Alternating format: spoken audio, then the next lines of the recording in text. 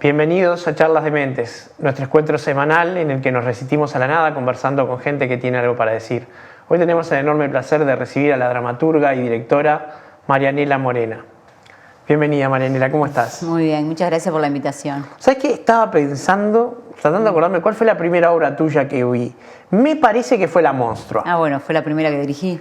¿Ah, sí? Sí, en el subsuelo del Mincho. En el Mincho, claro, Cuando sí. todavía sobrevivía el Mincho, que era subsuelo en todos los sentidos. Era under en el sentido literal, era underground. Puro y duro, totalmente under, sí, estabas allá. Bueno, el Mincho tenía una peculiaridad de reunirse, de encuentros intelectuales, artistas.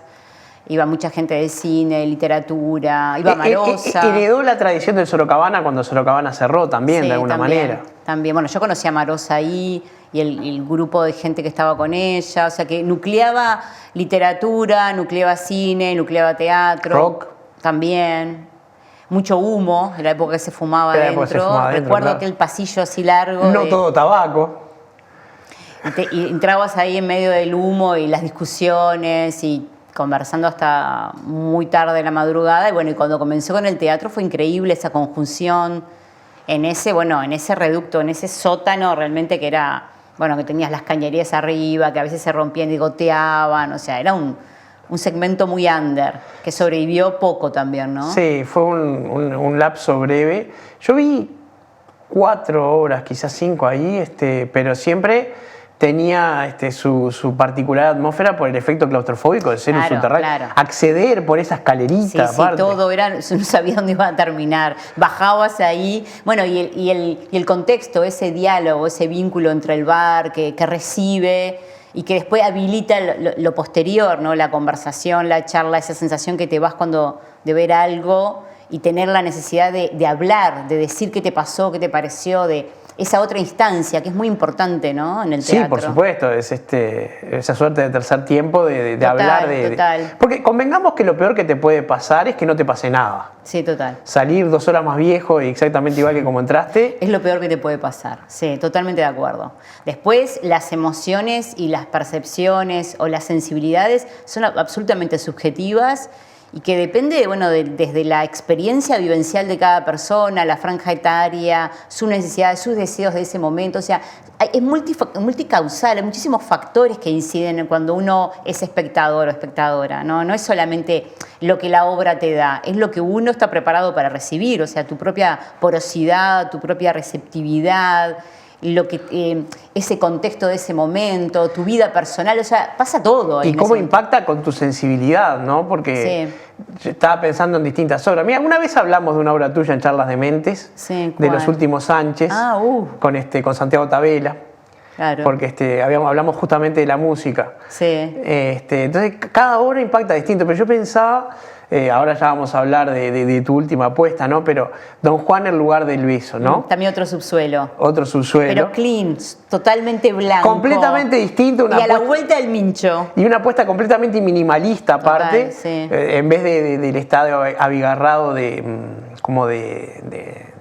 circo, digamos. Sí, sí. De freak show, ¿no? De circo de monstruos. La cosa completamente aséptica y...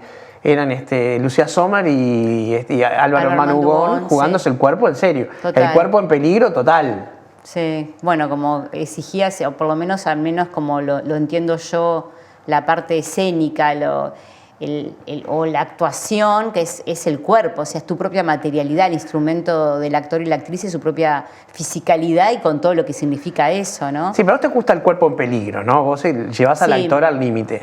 Sí, pero no solamente uno ve el final de algo, uno ve el resultado. Me gusta el límite, la temática, la posibilidad física de cada uno, psicológica de cada uno, la fragilidad, trabajar con ese abismo que cada uno tiene que enfrentar en cada personaje. O sea, no hay comodidad tampoco para los actores. No, eso se ve, por ejemplo, en Las Julietas también, que era una obra en otro tono, en otro registro, pero también con el cuerpo de los actores muy puesto ahí. Sí, sí.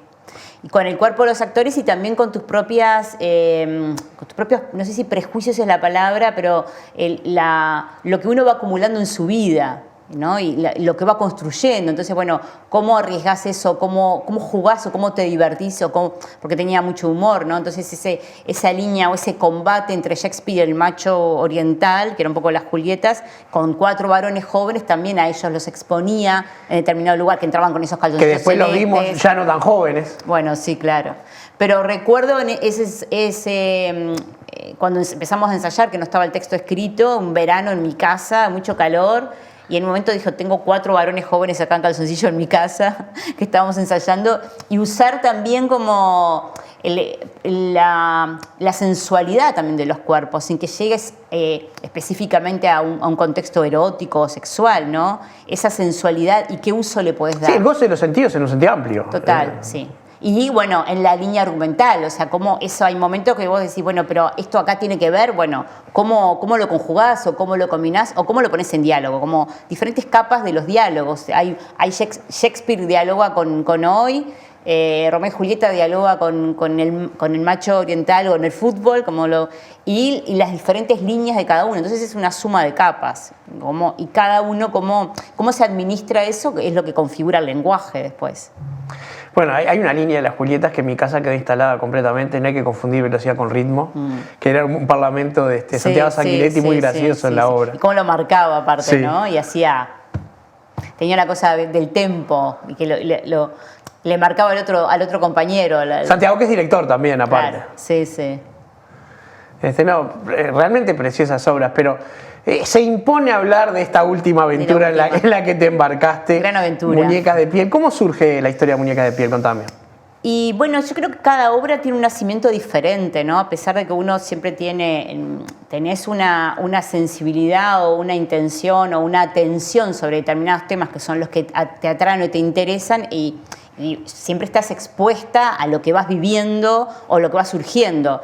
En este caso fue por la noticia, la escuché como cualquier otra persona uruguaya, supongo.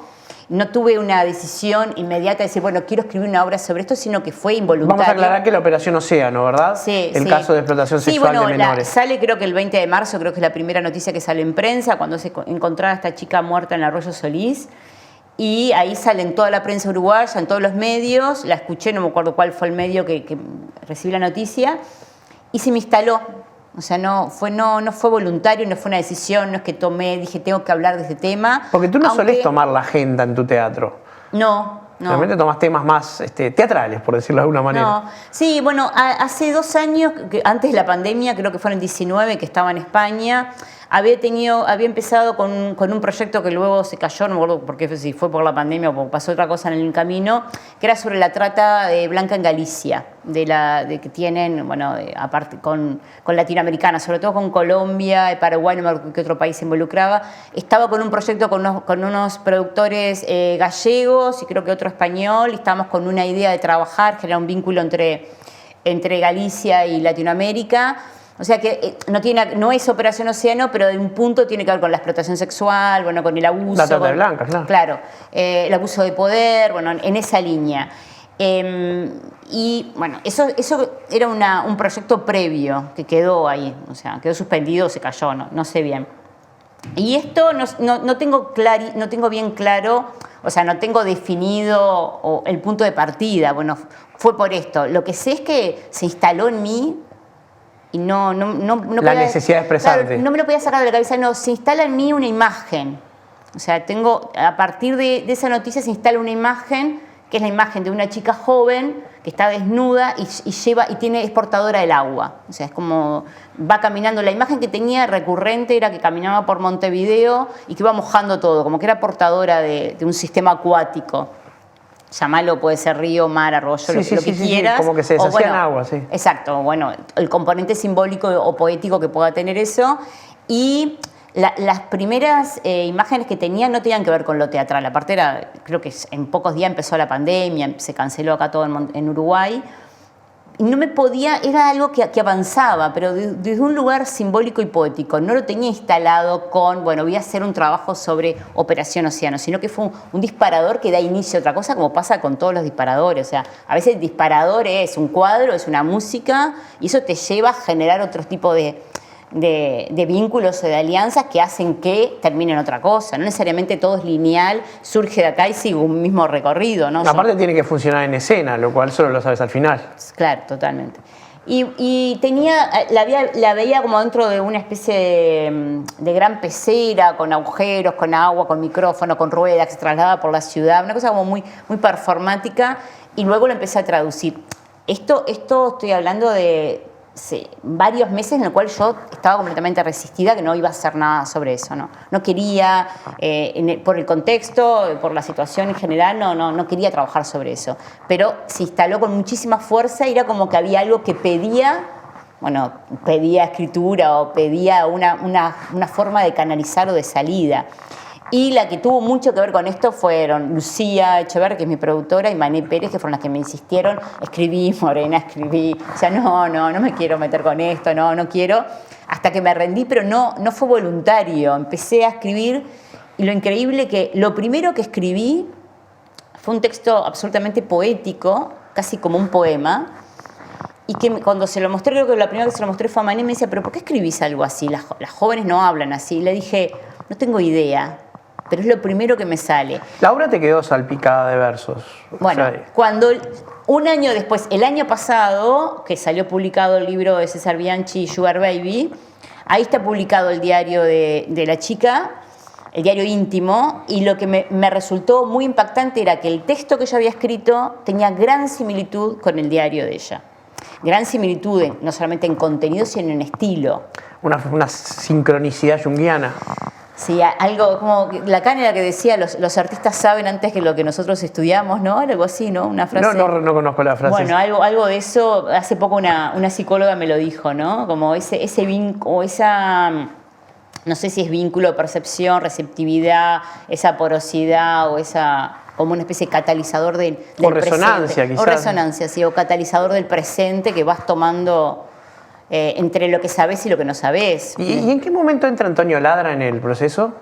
Bueno, cuando tomo la decisión dije, bueno, está bien, me voy a poner a trabajar sobre esto, lo primero que voy a hacer va a ser investigar sobre Operación Océano, porque lo que tenía eran los impactos que tenía de prensa. Y Antonio Ladra es el primer periodista que blanquea, que publica en prensa los nombres de los victimarios, por lo menos de los primeros victimarios, creo que eran 20 originalmente o 15, una cosa así. Entonces él los publica en prensa y yo los vi en una publicación en Facebook y la escribí. O sea, no lo conocía personalmente, no nos conocíamos. Le dije, tengo una nube me acuerdo claro que le puse, tengo una nube en la cabeza, no sé qué voy a hacer con esto, ¿te querés sumar? Nos juntamos a tomar un café, y aparte es vecino, vivía a 2 cuadras de casa. Sí, así era vecino y no se conocía. No. Y nos juntamos a tomar un café y le conté por lo menos la intencionalidad. Digo, no sé el destino, no sé el resultado, pero quiero investigar y quiero ver qué pasa con ese material que recibimos. Tampoco tenía establecido un sistema de trabajo. Él es el periodista, le dije, bueno, a mí lo que me interesa es encontrarme con la gente y conversar. No tener los encuentros y la cercanía del otro, ver cómo se comporta, cómo mirarle los ojos, ver cómo mueve las manos, cómo se relaciona con lo que le pasó. Bueno, eso fue como la idea original y él me generó todos los vínculos, que empezamos creo con Darviña Viera, creo que fue la primera. A fiscal. Que también, o sea, lo increíble de las entrevistas es cómo uno rápidamente construye el estereotipo del otro, ¿no? De la otra. Uno siempre tiene previamente una imagen de la otra persona, ¿no? La imagen claro. Que va acompañada de... Literalmente un prejuicio. Total. Un comportamiento, lo que va a decir, lo que no va a decir, la actitud, cómo se va a... Uno ya va a preparar, es increíble, ¿no? Como uno tiene todo el tiempo eso, sobre todo con personalidades públicas o con personas que remiten a cargos muy importantes de muchísima responsabilidad. Y bueno, yo me encontré una persona completamente lisa, sencilla, accesible. Yo le pregunté, dije, bueno, no sé qué preguntarte, claro que sí, no sé por dónde empezar. Me dijo, bueno, lo que no te puedo responder, no te respondo, y lo que te puedo responder, te respondo. Muy simple, ¿no? Como, claro. Se cayó todo. Y ahí, bueno, me empezó a dar los datos que tanto ella como Interpol, como el fiscal de corte, como Unidad de Víctimas o la ONG El Paso, o con una de las principales víctimas que me reuní varias veces, son entrevistas en las cuales ya sabían, y un victimario, sabían perfectamente que esa entrevista después iba a ser procesada por mí, se iba a convertir en un material escénico, por lo tanto... ¿El victimario también? Sí. Y, o sea, ese material y el material que salía publicado todo el tiempo en prensa, estamos hablando que salía por lo menos una noticia por mes desde el año, o sea, desde el 2020, 20 de marzo del 2020 hasta a la fecha, todo el tiempo se está generando material de prensa, más 2 libros, ¿no? Que salieron, uno de Barreneche, Operación Océano, que salió el año pasado, no recuerdo bien la fecha, si fue agosto, septiembre, por ahí, y el de Bianchi, que salió por diciembre. O sea que hay un material importante para que después, bueno, claro, ese material pasa por mí y lo convierto en algo teatral. No quiere decir que yo haga una obra. El arte es eso, ¿no? Exactamente. Marianela, se nos fue el primer bloque. ¿Me esperas un segundito y volvemos? Dale, dale. Enseguida continuamos resistiéndonos a la nada con Marianela Morena.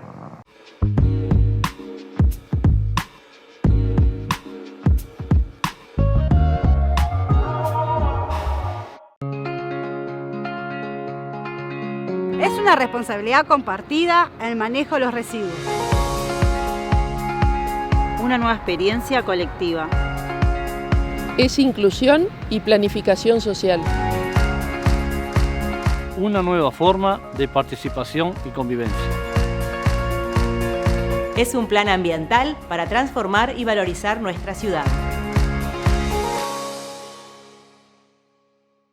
Por ejemplo, suponete que yo voy a pedir un aumento a mi jefe, ¿no? Y él me dice, de ninguna manera, yo no te puedo dar ningún aumento y de acá a 6 meses, olvídate. Y yo me tiro al piso, empiezo a romper todo. Te echan. Eso es una rabieta, exactamente. Te echan. Entonces, como al niño no le va a servir para el futuro, tratemos de que cuando sea niño aprenda a controlar eso.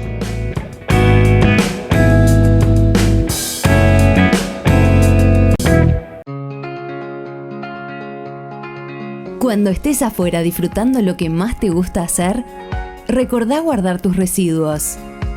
Cuidar el ambiente también depende de vos. Montevideo Más Verde. Intendencia de Montevideo.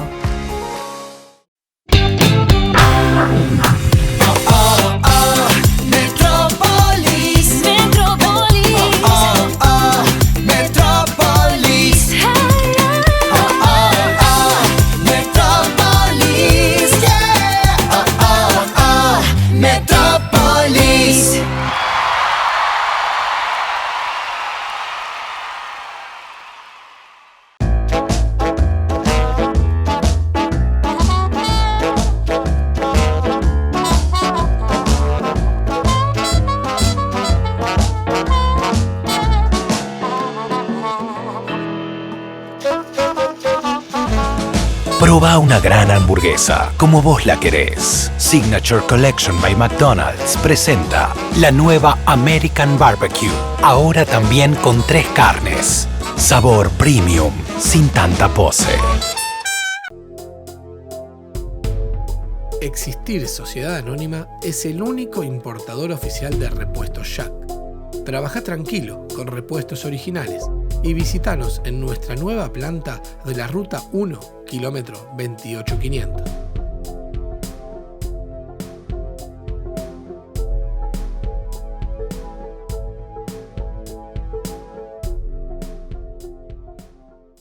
Los jubilados y pensionistas, en el directorio del Banco de Previsión Social, cumplimos 30 años de unidad en la diversidad. El próximo 28 de noviembre, elecciones de los directores sociales. ONAJPU, Organización Nacional de Asociaciones de Jubilados y Pensionistas.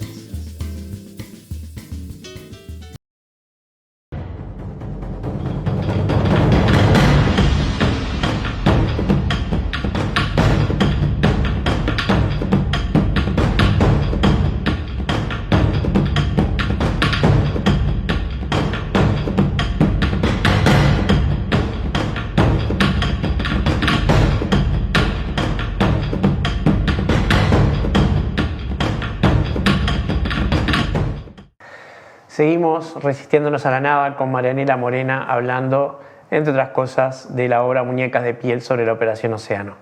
Marianela, estábamos hablando del proceso creativo que te llevó y me habías comentado que incluso entrevistaste a uno de los victimarios. Me gusta la elección de palabra, victimario, porque que quede claro que uno no puede tener sexo consensuado con un menor. Total. y menos por dinero. ¿Y cómo fue esa experiencia? Contar sin nombrarlo, obviamente, ¿no? Pero sí, claro. ¿cómo fue para ti la experiencia, tu emotividad respecto de eso? Bueno, lo que decía recién, cada entrevista era, más allá de que había un objetivo, te encontrabas con un universo, ¿no? Porque las personas a su vez representaban cada uno un universo, ¿no? Porque la fiscal representaba todo el universo de la fiscalía, la ley, las víctimas, el universo y el victimario son personas, pero representantes también de un contexto o de un sistema o de otras personas que están de acuerdo con eso. Entonces, claro. Cuando te acercabas a cada una de ellas sentías, no sé, había algo como esto que decía recién, entre la expectativa, la necesidad, lo que yo estoy buscando o necesito, pero sobre todo la importancia de ser lo mayormente receptiva a lo que la persona es o está dispuesta a compartir conmigo en ese tiempo que tenemos. Eso era más como necesitaba más que nada concentrarme, ¿no?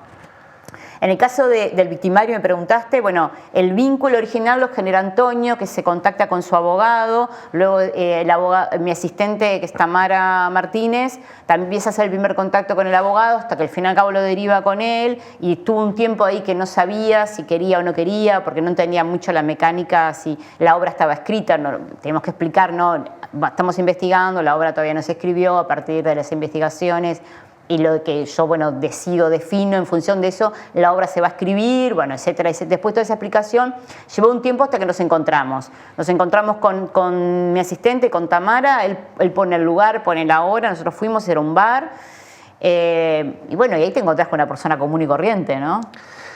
Una persona de, no sé, 45 años más o menos, bien vestido, común, amable, simpático, trabajador, padre, con una Generalmente hija. Estos victimarios son carismáticos, ¿verdad? Sí, un profesional, o sea, no es un delincuente común, no es un delincuente que uno pueda ya decir, ay, bueno, nos encontramos con alguien que tiene características fácilmente identificables. No, es una persona que tiene una vida, que debe cumplir con muchísimas normas y Tú lo reglas. reflejas después en la obra diciendo, puede ser tu padre, puede ser tu hermano, puede ser Exacto. tu amigo, o sea, cualquiera puede serlo.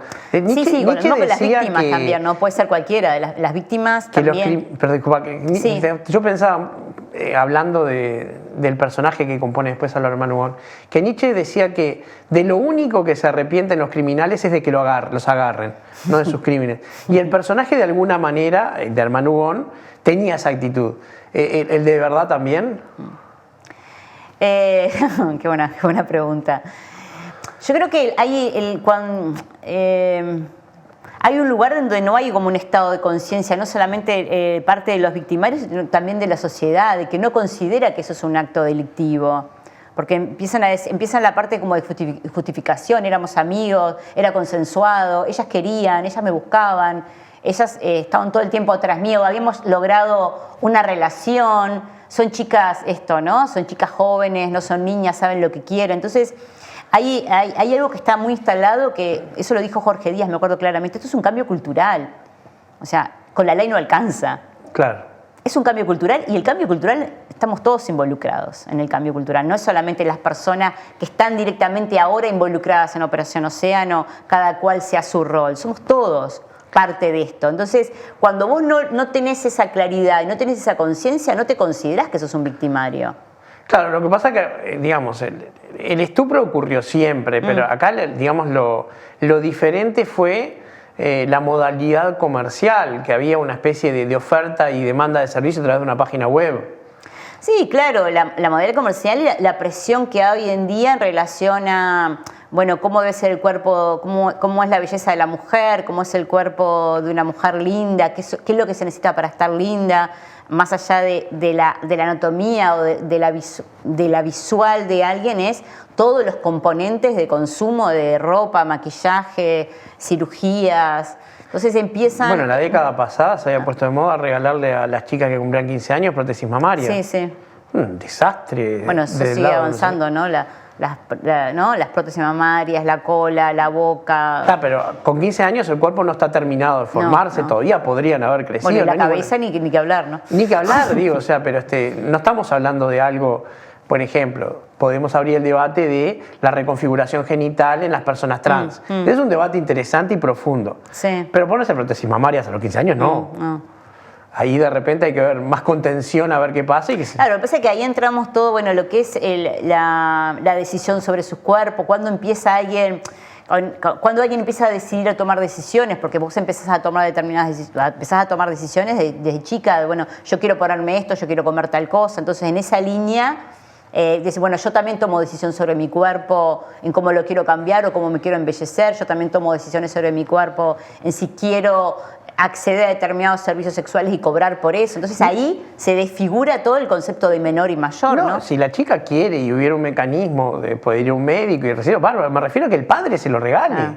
O sea, lo que me parece violento son los padres interviniendo en el proceso. Sí, bueno, claro. Por temas estéticos. Claro, la confusión que hay, ¿no? Claro. Y hay otra cosa que también a mí me parece re importante como a nivel social y cultural plantearlo o reflexionar es, acá se pone todo el tiempo en duda, pero son chicas jóvenes pero parecen más grandes, se comportan como más grandes, ellas querían, bueno, todo eso que se habla sobre menores. Pero nadie duda cuando un menor no puede votar. No. O sea, yo no conozco a nadie, o manejar, o beber alcohol, o viajar sin consentimiento de los padres, o comprarse un inmueble. Bueno, la ley pone una barrera. A los 17 años sos menor, a los 18 años sos mayor. ¿Por qué solamente se cuestiona acá?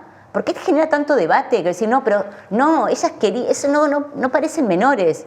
Y si fueran mujeres mayores con muchachos menores, además, se tendería a pensar como que los muchachos son exitosos por lograr eso. Claro, bueno. Sí. O sea, el prejuicio machista ha dado vuelta. Claro, todo es cultural. O sea, terminás siempre en el mismo embudo. Es cultural, es nuestra mirada. Nosotros somos los que construimos la cultura de nuestro tiempo y los que la aceptamos, la rechazamos o la queremos derivar. O sea, no, esto no funciona más. O sea, somos nosotros las personas que habitamos un tiempo, que pensamos sobre el mismo, reflexionamos sobre el mismo y aceptamos las reglas o no.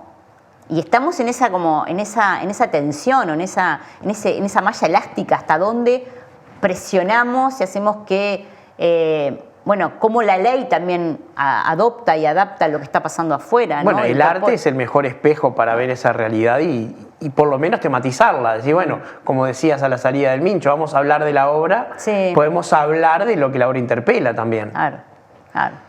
Y todo el debate que se armó, también hay una cosa que me parece interesante de poner en palabras, de hablarlo, decirlo, es, hace muy poco, hace creo que 2 años, estuvo en Montevideo esta obra de teatro Jauría, ¿no? La española. Sí, claro, en el festival. En el festival, en el FIDAE, de Jordi Casanovas, dirigida por Miguel del Arco, que relata la violación que se llamó el caso de la Manada, en Granada. Bueno, fue una obra que que aparte es documental, no, Muñecas de piel no es documental. También estaba el proceso abierto, porque había tenido un primer juicio. La obra transcribe literalmente el texto del primer juicio. La chica está vive en España. Obviamente no se usaba su nombre, pero el texto del juicio era literal. También había generado polémica, pero mucho debate, pero nunca llegó a la justicia, ¿no? Bueno, estaba siempre en el marco legal, lo mismo que la mía. Pero cuando vino a Uruguay, la colectividad teatral toda, entera, se puso de rodillas, dijo, esto es lo que hay que hacer. O sea, hay un teatro de denuncia comprometido, que relata, que pone en evidencia lo que está pasando, que hace que la sociedad diga no, porque además tiene eso, vos sacás un tema de la prensa y lo colocás en otro sitio con lo que significa esa transformación, ¿no? De tomarlo, no es que lo recorte y lo pongas literalmente igual. El impacto de sensibilidad o el impacto que hace o la resonancia con las personas cuando vos te vinculás directamente con un espectáculo vivo no tiene nada que ver. Bueno, es este teatro político en el sentido más profundo, Total. Es lo que pasa en la polis, exacto, lo que está pasando en ese momento. Yo creo que es el teatro, de todas mis obras, el más político de todos. Total, porque habla de algo de este presente absoluto que está sucediendo afuera y que te quema Me dejaste pensando, porque El enemigo del pueblo tampoco estaba muy lejos. No, El enemigo del pueblo también. Porque ahí hablaba del problema de UPM, otro tema, claro, pero también tiene como esa claridad. Al no tener sexo, quizás era menos revulsivo. Exacto, pero tiene esa claridad de decir, bueno, yo voy a hablar de esto, entonces es político. ¿Viste cómo decís, bueno, tiene que ver con la explotación sexual? No es un teatro político.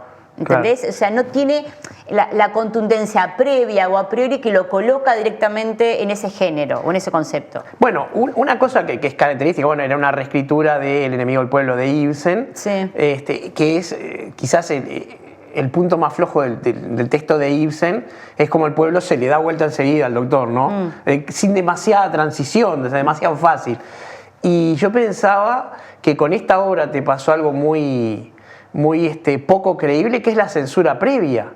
Gente hablando de la obra sin verla. Bueno, sigue pasando en redes, ¿no? Bueno, pero las redes son las redes, la justicia bueno, no.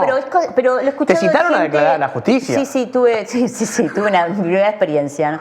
Que bueno, sabes si o sea, no tenés claro si es un absurdo, si es una ironía, porque que estén diciendo que la obra, como el comunicado de las abogadas donde dice la obra trata, no, la obra no trata porque no la viste. O sea, vos no podés decir que la obra trata porque es obra cuando se estrena, sucede como obra cuando está estrenada. Si vos viste unas fotos son de una campaña de comunicación que no tiene nada que ver con la... Puede tener o no que ver. Yo puedo hablar de explotación sexual y sacar un oso rosado. O sea, tiene que ver la campaña de comunicación que uno hace para promocionar una obra de teatro como una película, como lo que sea hoy en día, con lo que después pasa... Vos no podés interpretar lo que eso va a ser la obra. Y censura previa... Como sinécdoque es suficiente, ¿no? Claro. Y censura previa porque en la acción de amparo que nos llega tanto a Lucía Echeverry como a mí, dice en una parte del texto de no sé cuántas páginas tenía que querían acceder a el texto. ¿Se puede decir quiénes querían? Sí, las abogadas de los padres de una de las víctimas. De una de las víctimas, ¿no? La que falleció. Sí, la que falleció. Porque ellos decían que la obra trataba sobre su hija. Nosotros les habíamos explicado que no era un documental, que la obra no trataba sobre su hija, sino que su hija forma parte de una de las 22 víctimas y que la obra toma como punto de partida Operación Océano, pero habla del tema que tiene que ver, que pasa en Uruguay, pero es transversal al mundo. O sea, no es una obra sobre una chica específicamente de Operación Océano. No, y aparte no la nombran, así que... No se nombra, no se usa su imagen, no hay datos personales de ellas ninguno, porque yo tampoco uso el diario íntimo que está publicado. El diario que escribo es ficción. Que aparte es dominio público, está Guido Bianchi. Es dominio público, sí, ni que hablar, pero bueno... no hay datos personales de ella. El gran porcentaje de los textos que tiene el personaje de Sofía Lara es de ficción, inspirado, obviamente, tanto en ella como otras víctimas. O sea, yo tuve varias entrevistas con esta otra chica, que incluso fue a ver la obra con su mamá. ¿Te gustó? Y lo primero que yo dije, bueno, no sabía, estábamos todos muy preocupados, y bueno, cómo le iba a caer, ya le habíamos explicado varias veces que era fuerte, ella insistió que quería verla, fue con su mamá, y lo primero que dice su mamá cuando termina, dijo, muy necesaria. ¿Y la chica qué dijo?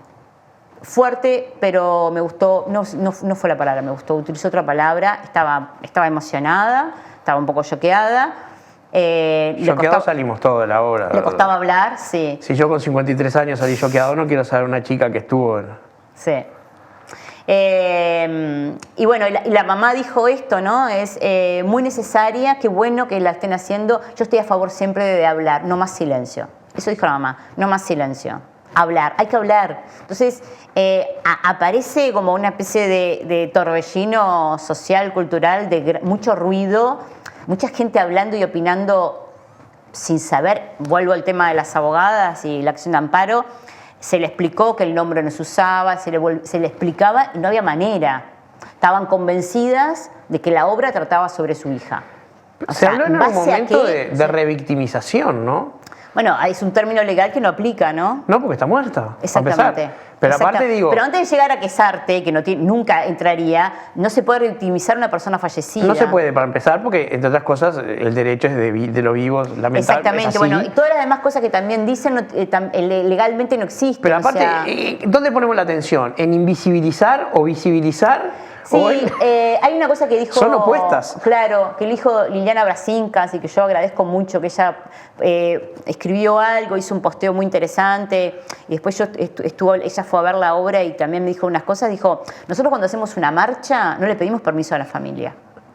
Claro. Cuando se hace una marcha salimos, decimos el nombre y muchas marchas van con la foto. Claro. Entonces dice, no, yo nunca en mi vida le pedí permiso a la familia. Entonces, porque a mí me preguntaban por qué yo no había hablado con la familia, yo no me había contactado con la familia.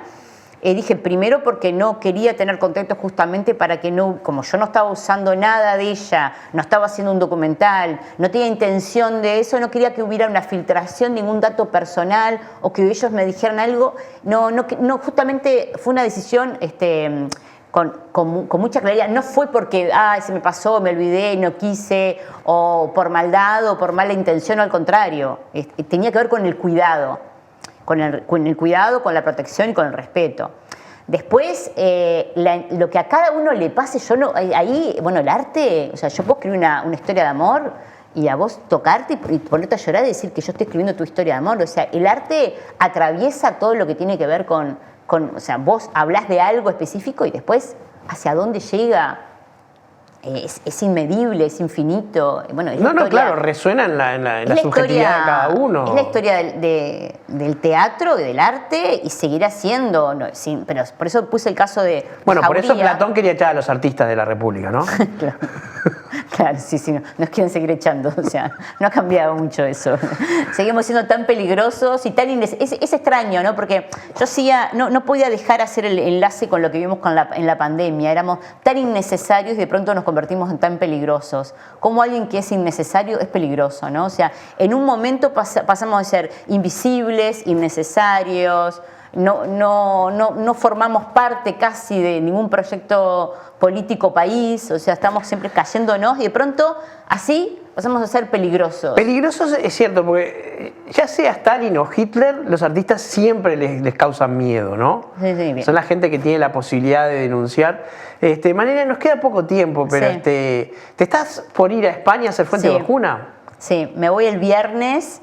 Muy contenta, estoy muy feliz con este proyecto porque es un modelo de producción sin antecedentes en Uruguay, donde España produce, hay varios productores privados y públicos involucrados, varios teatros públicos involucrados, y viajo con la primera actriz, que es Mané Pérez, que va a ser Laurencia. Es una reescritura mía, o sea, bastante, o sea, de Lope queda algo, sobrevive algo, pero poco, y con Lucía Echeverri también como mi productora. Me voy a ensayar allá, ensayamos primero en Andalucía, estrenamos en Cádiz, el festival se interesó mucho, así que abrimos el festival, después también tenemos unos talleres, después en Madrid hacemos temporada en La Abadía, es un teatro público, una gira por España y después sigo con otros proyectos en Galicia, una escritura y otros proyectos por ahí. Y ya que estás Ella sobre ella, se podrá estrenar allá también. Que sí, estamos viendo. Ya que te llevas a Mané. Sí. Sí, pero muy contenta con esto. Sí. Bueno, Marianela, muchísimas gracias por compartir con nosotros. Y a la vuelta nos contás quién mató al comendador. Esto fue Charlas de Mentes con Marianela Morena. Nos resistimos a la nada en una hora maravillosa. Nos vemos en un rato.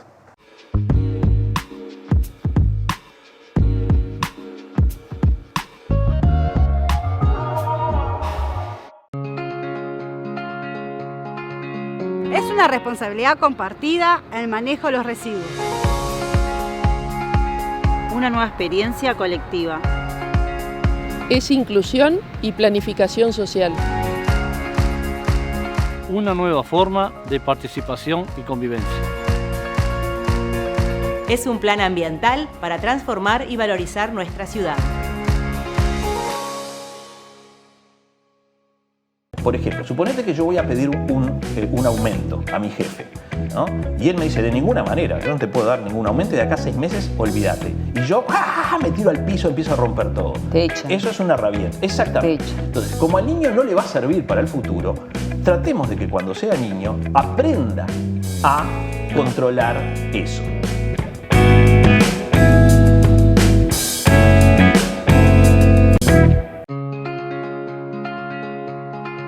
Cuando estés afuera disfrutando lo que más te gusta hacer, recordá guardar tus residuos. Cuidar el ambiente también depende de vos. Montevideo Más Verde. Intendencia de Montevideo.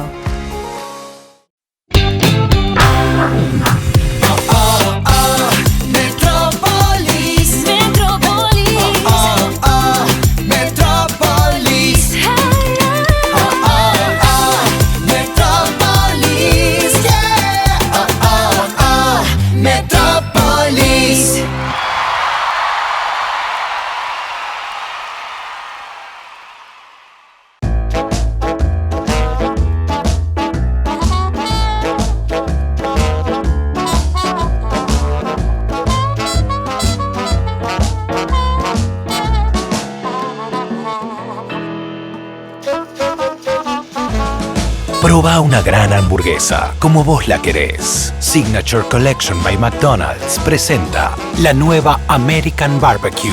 Ahora también con 3 carnes. Sabor premium, sin tanta pose. Existir Sociedad Anónima es el único importador oficial de repuestos Jack. Trabaja tranquilo con repuestos originales y visítanos en nuestra nueva planta de la Ruta 1, kilómetro 28500.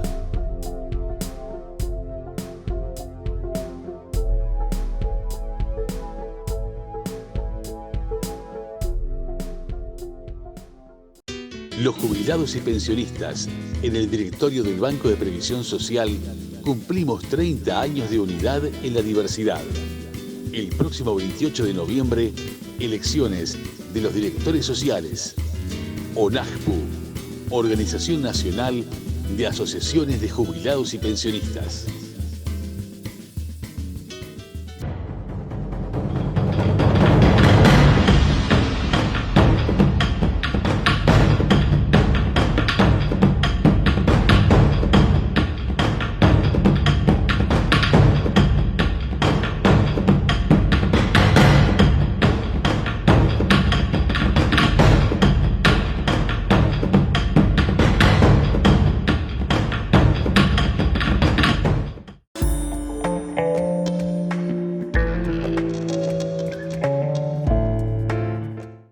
Ideas que no entran en 280 caracteres. Hoy vamos a hablar de un tema muy querido para la filosofía, para la actividad de pensar. Vamos a hablar de la libertad del arte. ¿De qué se trata? ¿Está todo permitido en el arte? ¿Es válido hacer cualquier cosa bajo el paraguas de es arte y tiene que ser defendido? La realidad es que eso se viene discutiendo desde hace muchísimo tiempo. Ya Platón en la República quería echar a los artistas de la sociedad diciendo que lo único que hacían era imitar a la naturaleza y no había lugar para imitaciones en una sociedad ideal. Sin llegar a tanto, tendríamos que convenir que un límite posible para cualquier actividad humana, no hablemos del arte, cualquier cosa es la dignidad humana. Cualquier cosa que afrente o viole la dignidad humana debería ser algo que no se pudiera hacer en sociedad. Ahora, cuando hablamos del arte, y no hablemos solamente de las artes escénicas, hablemos de las artes plásticas, hablemos de la escritura. Recuerden, por ejemplo, cuando un pintor hizo un cuadro tematizando a la pareja de Mujica y Lucía Topolansky en el Jardín del Edén, y ese cuadro fue retirado. O el escritor Salman Rushdie, que sus versos satánicos motivaron que un ayatolá emitiera una fatwa, una orden de asesinato en el momento que se lo encuentre contra él. Eso es lo que ocurre cuando caemos en la censura. Pero la censura no es el único enemigo que tiene el arte. Como les decía, la dignidad humana es muy importante.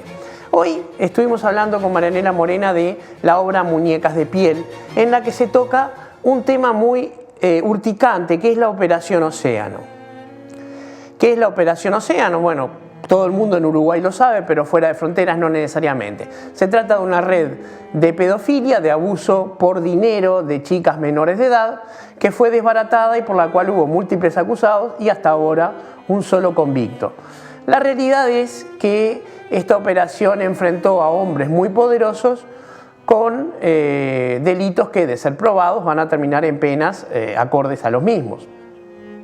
Tenemos que entender entonces que esta obra, que tematiza no solamente este delito, sino también la ordalía sufrida por estas chicas menores de edad, en particular una que falleció y que es la que es tomada como el personaje, pero no con su verdadero nombre ni con su historia biográfica, simplemente es un personaje inspirado en la chica que falleció. Pero digamos, esto de alguna manera afecta, por ejemplo, el criterio que decíamos recién de la dignidad humana. Hubo gente que se quejó desde dos puntos de vista. Por un lado, se quejaron los imputados porque esta obra no los deja bien parados. La maravillosa labor de Álvaro Hermán Hugón muestra en todo su horror el aspecto de un ser humano que por dinero tiene relaciones sexuales con una chica menor de edad vamos a entendernos, es cuestionable que un menor de edad del sexo o género que sea pueda dar consentimiento ante un adulto hecho y derecho. Pero además, la misma obra lo dice, estas chicas podrán ser físicamente mujeres, pero emocionalmente son niñas en muchos casos todavía. Y el daño que se produce en algunos casos es tan irreversible como la muerte. Entonces, es razonable entender por qué los imputados sienten que se le alborotan las plumas. Pero también se quejaron, por ejemplo, de la familia de esta chica que falleció. Y acá ya tenemos un aspecto más espinoso, porque evidentemente una persona muerta no tiene derechos, o sea, uno puede salvaguardar el honor y la imagen de esa persona, cosa que la obra en ningún momento atacó, pero sí tematizó con mucho respeto y con mucha valentía. Pero también está el tema de que algunos feminismos insistían, por ejemplo, en la revictimización o la objetificación de la actriz que aparece en ropa interior en aquel momento en el afiche porque la obra no lo habían visto. A mí me parece maravilloso que hay gente que se queja de una obra que no vio. Eso es excelente. Habla mucho del que se queja, ciertamente. Pero, vista la obra, y la hemos visto, el que queda realmente expuesto es el actor. Es Álvaro Armanugón el que aparece completamente desnudo en conductas humillantes porque su personaje simplemente es un personaje que está planteado como lo detestable que es. Estoy abriendo un juicio personal, pero bueno, me hago cargo. Cuando digo que el personaje es detestable es porque la obra lo plantea así, pero también porque mis ideas y mis convicciones personales hablan de que quien realiza las acciones en la vida real que ese personaje hace en la ficción no está respetando los límites de cuidar la dignidad humana y el sagrado inviolable que es una persona.